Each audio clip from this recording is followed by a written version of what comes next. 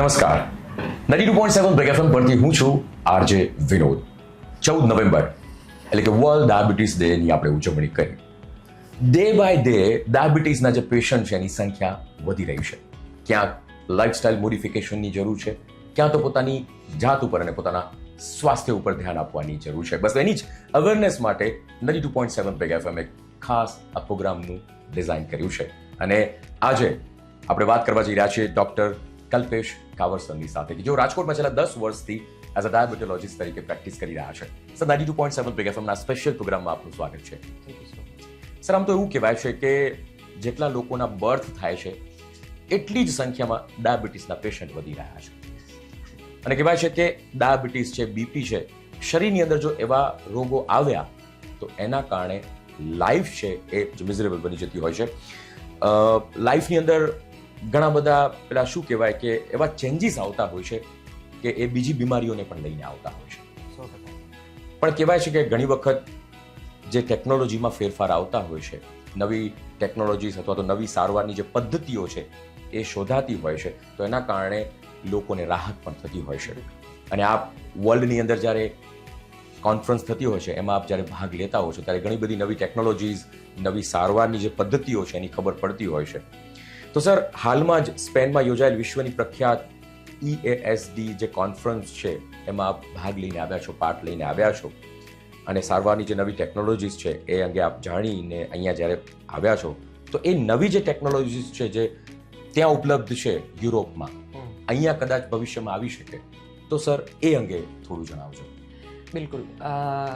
Diabetes બાબતે ટેકનોલોજીમાં છેલ્લા અમુક દાયકાઓમાં ઘણી નવી એવી પદ્ધતિઓ આવેલી છે કે જે ડાયાબિટીસના દર્દીઓને સારી રીતે ડાયાબિટીસ કંટ્રોલ રાખવામાં અને એનાથી થતી તકલીફોથી દૂર રાખવામાં બહુ મદદરૂપ થઈ રહી છે. જી. ખાસ કરીને જે એક ટેકનોલોજી જેમાં આપણે શુગર મોનિટરિંગ માટેના સેન્સર્સ હોય કે જેને કન્ટિન્યુઅસ ગ્લુકોઝ મોનિટરિંગ સેન્સર્સ કહેવાય, કે જે 24 અવર્સ શુગર મોનિટરિંગ માટે બ્લડ લીધા વિના શુગરનું મોનિટર કરે, કે જેમાં આ રીતના શુગરના સેન્સર્સ હોય કે જે પેશન્ટની સ્કિન ઉપર લગાડવાથી બ્લડ લીધા વિના પણ એનું શુગર મોનિટરિંગનું ટ્રેકિંગમાં ખ્યાલ આવે.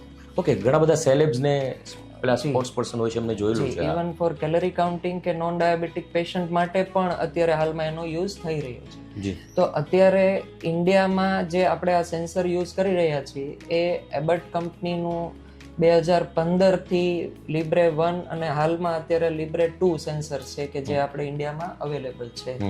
જ્યારે યુરોપિયન કન્ટ્રી, અમેરિકન કન્ટ્રીઝમાં લિબ્રે 3+ અપગ્રેડેડ વર્ઝન છે કે જે આનાથી પણ સ્મોલ સાઇઝ, આનાથી અપગ્રેડેડ વર્ઝન કે જેને સ્કેન કર્યા વિના પણ શુગરના મોનિટરિંગ પેશન્ટના મોબાઈલમાં એ કન્ટિન્યુઅસ જોઈ શકે, કે જે પેશન્ટની લાઈફને ઇઝી બનાવી શકે. એબટ સિવાય પણ ઘણી બધી કંપનીઝ છે કે જે સેન્સર્સ પેશન્ટ્સ માટે બનાવેલા છે જે ઇન્ડિયામાં નથી. જેમાં ડેક્સકોમ કંપની છે કે જે G7, G6 નું અપગ્રેડેડ વર્ઝન અવેલેબલ થઈ ચૂક્યું છે. ડેક્સકોમનું 1+ સેન્સર છે કે જે ઇન્ડિયામાં હાલ અવેલેબલ નથી, પણ જે યુરોપિયન કન્ટ્રી અને અમેરિકામાં એ અવેલેબલ છે શુગર મોનિટરિંગ માટે.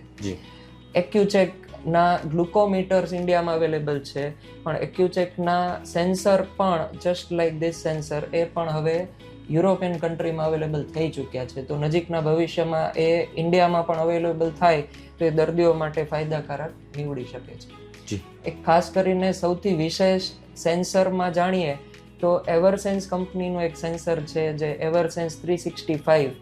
એ 365 દિવસ સુધી એટલે કે 1 વર્ષ સુધી કન્ટિન્યુઅસ શુગર મોનિટરિંગ કરી શકે છે બ્લડ સેમ્પલ લીધા વિના, કે જે ટેકનોલોજી બાબતે ઘણું અવિશ્વસનીય ગણી શકાય, કે જે ડાયાબિટીસના દર્દીઓ માટે ફાયદાકારક નીવડી શકે છે. જી સર, આમ તો આ સેન્સરની વાત થઈ, પણ બીજી એવી કઈ ટેકનોલોજી છે જે ડાયાબિટીસના દર્દીઓ માટે ફાયદાકારક છે? સેન્સર સિવાય પણ ડાયાબિટીસના દર્દીઓ માટે ઇન્સ્યુલિન પમ્પ્સ અવેલેબલ હોય છે. છેલ્લા 2 થી 3 દાયકાઓથી ઇન્ડિયામાં પણ ઇન્સ્યુલિન પંપ યુઝ થઈ રહ્યા છે, પણ હાલમાં ઇન્સ્યુલિન પંપ બાબતે ઘણી એવી રિસન્ટ હરણફાળ અપગ્રેડ્સ ગણી શકાય કે જે દર્દીઓની લાઈફ ટાઈપ 1 ના દર્દીઓની લાઈફ ઘણી આસાન બનાવે છે, જેમાં પંપને સેન્સર સાથે કનેક્ટ કરવાથી એ પંપની અંદર જ ઓટોમેટિક સોફ્ટવેર હોય કે જે એના ઓટો રેગ્યુલેશનથી શુગરની લેવલના આધારે ઇન્સ્યુલિનનું લેવલ 24 અવર્સ સિક્રેટ કરી શકે અને જેના કારણે શુગરની વધારો અથવા ઘટાડો હોય તો એને કાબુમાં રાખી શકાય. ઓકે, મેન્યુઅલી જે ઇન્સ્યુલિન લેવું પડે એનાથી ના લેવું પડે, એટલે એ ઇન્સ્યુલિન લીધા વિના પેશન્ટનું ઇન્સ્યુલિન ટ્યુબ દ્વારા ઇન્ફ્યુઝન સેટ દ્વારા ઇન્સ્યુલિન પંપ સાથે કનેક્ટેડ હોય કે જે continuous insulin infusion just like artificial pancreas, એટલે આપણું એક પેનક્રિયાસની જેવું જ એ કામ કરી શકે કે જેને મોબાઈલ સોફ્ટવેરથી આપણે ઇન્સ્ટ્રક્શન્સ હવે આપી શકીએ છીએ. એ સેન્સરના આધારે શુગરના રીડિંગ્સને જજ કરીને ઇન્સ્યુલિનની જરૂરિયાત પ્રમાણે ઇન્સ્યુલિન સિક્રેટ કરતું હોય છે, જેને hybrid closed loop insulin pump device ગણી શકાય કે જે પેશન્ટ ટાઈપ 1 વાળા પેશન્ટ કે જેમને 4 વખત ઇન્સ્યુલિન લેવાની જરૂર પડતી હોય, 6 વખત શુગર ચેક કરવાની જરૂર પડતી હોય ગ્લુકોમીટરથી, એ બધામાંથી પેશન્ટને રાહત મળી શકે. આ જે ઇન્સ્યુલિનના પંપ્સ છે કે જેને ટ્યુબ દ્વારા સબક્યુટેનિયસ લેયર્સમાં ઇન્ફ્યુઝન કરવા માટે ઇન્ફ્યુઝન સેટ કે ટ્યુબ્સની જરૂર પડતી હોય છે.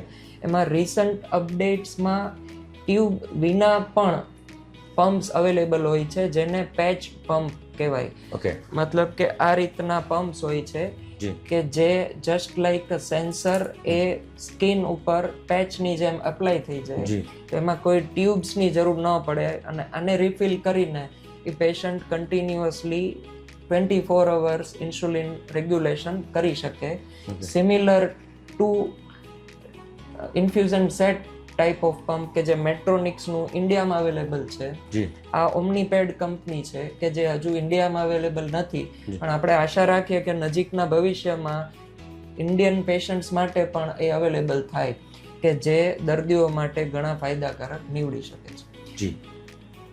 ઓવરઓલ હાલમાં આ પંપ અને સેન્સરની ટેકનોલોજીના કારણે શુગરની વધઘટથી ટાઈપ 1ના કે ટાઈપ 2ના પેશન્ટ્સમાં પણ આ ટેકનોલોજીના કારણે ઘણો ફાયદો પેશન્ટ્સને જોવા મળ્યો છે કે જેનાથી ડાયાબિટીસને લોંગ રનમાં નોર્મલ રાખી શકાય અને ડાયાબિટીસથી થતી તકલીફોથી ભવિષ્યમાં બચી શકે છે. વાવ, એટલે કે રૂટીન લાઈફને ડિસ્ટર્બ કર્યા વગર એબ્સોલ્યુટ એ નોર્મલ પોતાનું જે જીવન જે બધું કાર્ય છે કરી શકે. એની ઓર્ડિનરી પર્સન ટાઈપ 1 વાળા દર્દીઓ પણ આ નવી ટેકનોલોજી સાથે જસ્ટ લાઈક એની અધર પર્સન એની રૂટીન લાઈફ, એના રૂટીન ગોલ્સને 100% અચીવ કરી શકે છે વિધાઉટ કોમ્પ્લિકેશન્સ. જી સર, આમ તો છેલ્લા 10 વર્ષથી તમે પ્રેક્ટિસ કરી રહ્યા છો અને આવી ઘણી બધી નવી નવી ટેકનોલોજીસ અંગે આપ જાણતા પણ હો છો, તો એઝ અ ડૉક્ટર તરીકે જે પેશન્ટ આપની પાસે આવતા હોય છે અથવા તો કોઈના ઘરમાં કોઈ ડાયાબિટીસથી પીડિત જે વ્યક્તિઓ છે, તો આપ શું મેસેજ આપશો એમને? ઓવરઓલ ડાયાબિટીસ એક લાઈફસ્ટાઈલ ડિસઓર્ડર છે, એટલે આપણી લાઈફસ્ટાઈલ એટલે કે જીવનશૈલીને નહીં બદલીએ તો ડાયાબિટીસના દર્દીઓ જેને ડાયાબિટીસ નથી એ પણ વધતું જશે, જેમને ડાયાબિટીસ છે એમને પણ ડાયાબિટીસને કાબૂમાં રાખવું અઘરું પડે.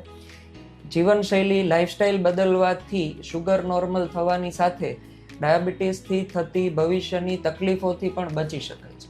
અને લાઈફસ્ટાઈલ માટે જેમ સૌથી અગત્યની જરૂરિયાત છે કે જેમાં હેલ્ધી ડાયટ અને એક્સરસાઇઝ, આ 2 ગોલ્ડ સ્ટાન્ડર્ડ માઇલસ્ટોન્સ છે કે જે પેશન્ટ માટે કમ્પલસરી છે. ઇવન રૂટીન વ્યક્તિઓ માટે પણ જેમને ડાયાબિટીસ નથી એમના માટે પણ હાલની સ્ટ્રેસફુલ સિચ્યુએશન, સ્ટ્રેસફુલ લાઈફસ્ટાઈલમાં ડાયટ અને exercise A need of our છે કે જેમાં દરેક વ્યક્તિઓ માટે એ સુધારવાની જરૂરિયાત છે, જેથી કરીને ડાયાબિટીસના દર્દીઓની વધતી સંખ્યા અથવા લાઈફસ્ટાઈલ ડિસઓર્ડર્સ જેમાં બ્લડ પ્રેશર, કોલેસ્ટ્રોલ એ પણ આવતા હોય છે, એ બધાની વધતી સંખ્યાને આપણે કાબૂમાં રાખી શકીએ. યસ, ડેફિનેટલી સર, અમારી સાથે જોડાવા માટે અને લોકોને અવેર કરવા માટે આપનો ખૂબ ખૂબ આભાર. Thank you so much.